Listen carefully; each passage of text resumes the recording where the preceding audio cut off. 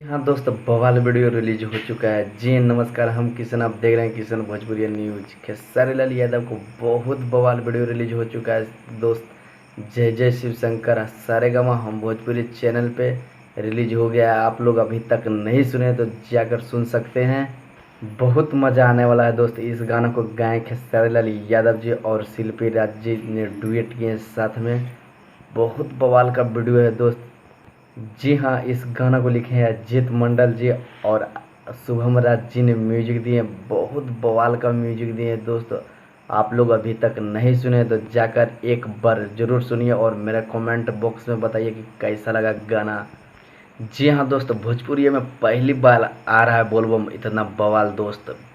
हाँ दोस्त, भोजपुरी में पहली बार इतना बवाल वीडियो आ रहा है दोस्त।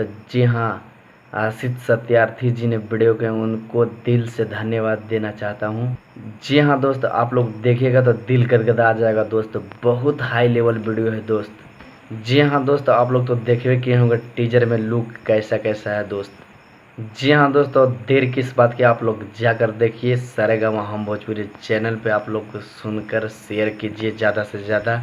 जी हाँ, अगर मेरा वीडियो अच्छा लगे तो चैनल को सब्सक्राइब कीजिए। जी हाँ, पहली बार मेरा चैनल पे आप लोग आए हैं तो मेरा चैनल को सब्सक्राइब जरूर कर लीजिए, क्योंकि खेसारी लाल यादव को बहुत बवाल बवाल अपडेट मिलते रहता है दोस्त।